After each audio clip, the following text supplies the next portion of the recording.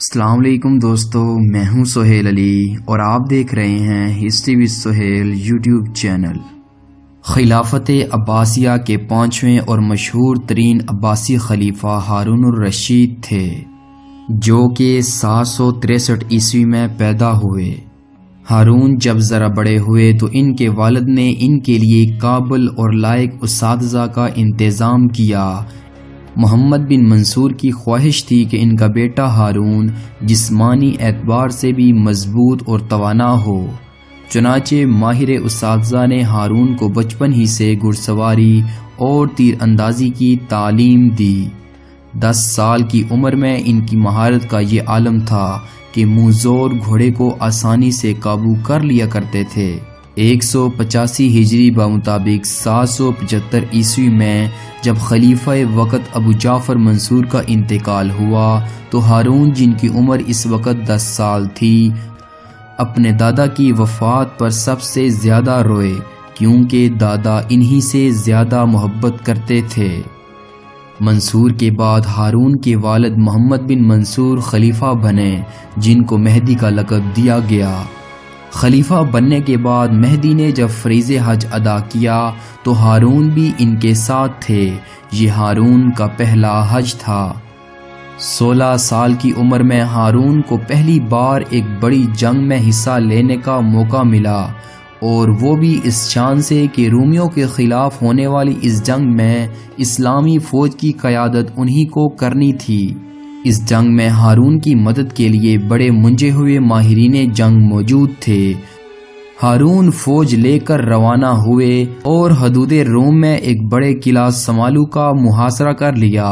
جھڑپیں شروع ہوئیں اور محاصرہ 38 دن تک جاری رہا۔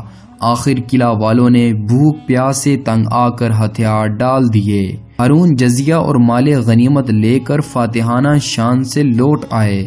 کچھ عرصے بعد ہارون کے والد نے فیصلہ کیا کہ ہارون کی شادی ان کے چچا زاد بہن زبیدہ سے کر دی جائے۔ زبیدہ بہت اچھی خاتون تھیں۔ انہوں نے قرآن پاک پڑھا اور اس کا بڑا حصہ حفظ کیا۔ وہ نماز اور روزے کی پابند تھیں اور اللہ سے ڈرنے والی اور نیکی کی طرف مائل کرنے والی تھیں۔ جس وقت بغداد میں ہارون کی شادی کے انتظامات ہو رہے تھے اور شہر میں جشن کا سماں تھا، اسی وقت ایک فوجی سردار عبد الکبیر بن عبد الحمید نے روم کی سرحد پر حملہ کر دیا۔ ان کے ساتھ صرف 3000 سوار تھے۔ رومیوں نے انہیں پسپا ہونے پر مجبور کر دیا۔ اس پسپائی کی خبر سن کر خلیفہ مہدی نے حکم دیا کہ رومیوں سے زبردست جنگ کی تیاری کی جائے۔ چنانچہ 1,00,000 سپاہیوں کا لشکر ترتیب دیا گیا۔ ہر دستے کا اپنا مخصوص شناختی پرچم تھا۔ لشکر کا سالار ایک نہایت اہم اور قابل ترین ماہر جنگ یزید بن مزید شیبانی کو بنایا اور ہارون کو لشکر کا سپہ سالار اعظم مقرر کیا۔ ہارون کے لیے یہ ایک کڑی آزمائش تھی اور ان کی بیوی زبیدہ کے لیے اس سے بھی زیادہ سخت وقت تھا، لیکن وہ جہاد کی اہمیت کو سمجھتی تھیں۔ انہوں نے پرنم آنکھوں کے ساتھ اپنے شوہر کو الوداع کہا۔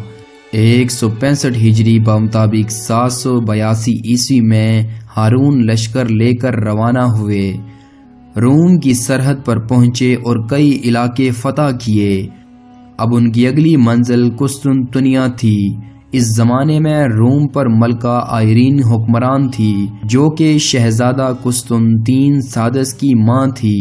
ملکہ آئرین نے مسلم فوج کی زبردست طاقت دیکھی تو صلح کی بات چیت شروع کر دی اور ہر سال جزیہ دینے کی پیشکش کی۔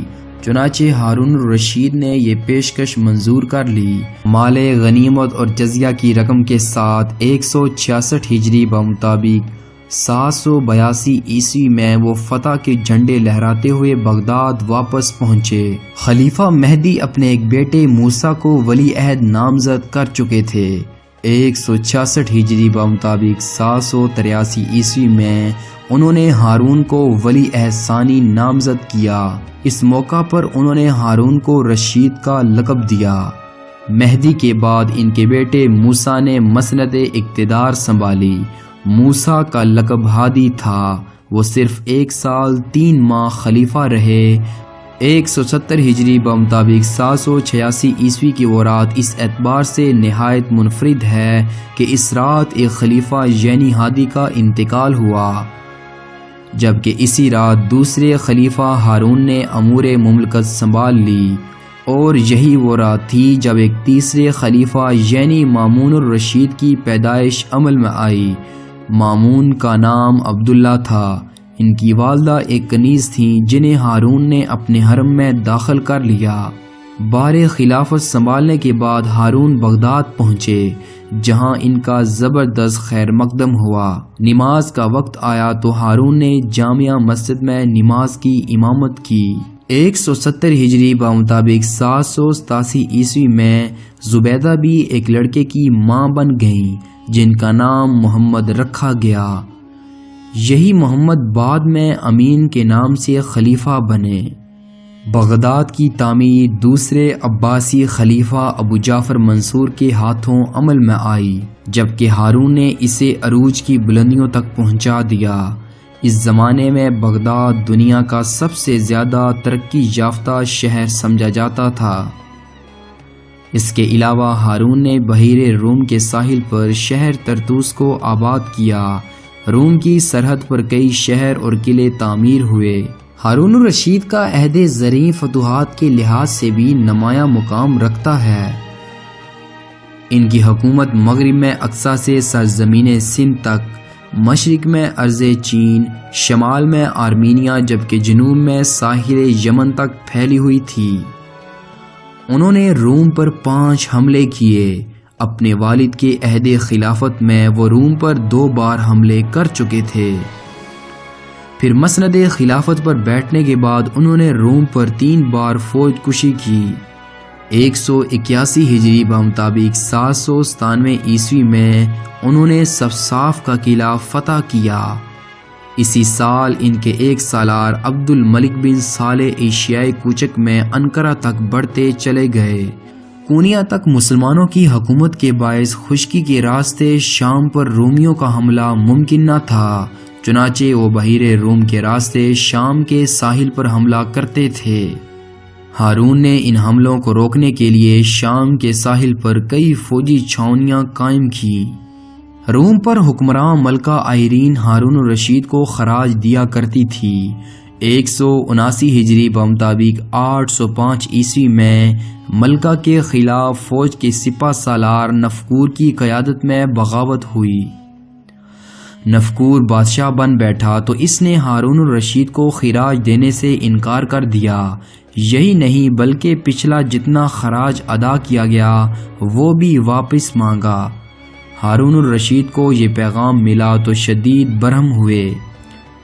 اب اس بات کی شدید ضرورت تھی کہ عہد کر کے پھر جانے والوں کو طاقت کے زور سے مزہ چکھایا جائے۔ انہوں نے جنگ کی تیاریوں کا حکم دیا۔ تیاریاں جاری تھیں کہ خبر ملی کہ رومی فوج سرحد پار کر کے اسلامی حدود میں آ گئی ہے اور مسلمانوں پر حملے کر رہی ہے۔ ہارون الرشید نے فوری طور پر 1,30,000 کی فوج اکٹھی کر کے پیش قدمی شروع کر دی۔ مسلمان لشکر رومی فوج کو دکھیلتے ہوئے روم کی سرحد کے اندر چلے گئے۔ تمام قلعے فتح ہوئے اور اپنے دستوں کو مختلف سمتوں میں روانہ کیا گیا۔ جنہوں نے زبردست فتوحات حاصل کی اور پے در پے یلغار سے گھبرا کر نفکور نے امان طلب کی اور جزیہ دینے کا وعدہ کیا۔ چنانچہ ہارون رقہ لوٹ گئے۔ ابھی رقہ پہنچ بھی نہ پائے تھے کہ اطلاع ملی کہ نفکور نے مسلمانوں کی آبادیوں پر حملے کر دیے ہیں۔ یہ شدید سردی کا موسم تھا، برف باری ہو رہی تھی۔ نفکور کا خیال تھا کہ اتنے خراب موسم میں مسلمان لوٹنے کی ہمت نہیں کریں گے۔ ہارون الرشید نے ایک لمحہ ضائع کیے بغیر فوج کو واپس روم کی سمت بڑھنے کا حکم دیا۔ نفکور کی فوج سے خون ریز جنگ ہوئی۔ آخر نفکور مجبور ہو کر بھاگ گیا اور اس نے مملکت روم کے ایک ایک باشندے کا جزیہ ادا کیا اور تاوان کے طور پر 3 لاکھ دینار ادا کرنے کا وعدہ کیا۔ مسلسل جنگوں میں مصروف رہنے اور خراب موسم میں دشوار گزار سفر کرنے کی بدولت خلیفہ ہارون الرشید کی طبیعت ناسازگار ہو رہی تھی۔ چنانچہ 193 ہجری بمطابق 809 عیسوی میں انہوں نے ایک مہم میں خراسان کا سفر کیا۔ جرجان پہنچے تو طبیعت زیادہ خراب ہو گئی، لیکن واپسی میں طوس پہنچ کر علالت نے شدت اختیار کر لی اور اسی شہر میں یہ عظیم شخصیت اپنی حیات مستعار کے آخری لمحات گزار کر 193 ہجری بمطابق 809 عیسوی کو آخرت کے سفر پر روانہ ہوئی۔ انہیں طوس ہی میں سپرد خاک کیا گیا۔ دوستو، خلیفہ ہارون الرشید کی زندگی پر بنائی جانے والی یہ ویڈیو آپ کو کیسے لگی ہمیں بتائیے گا نیچے ضرور کمنٹس میں۔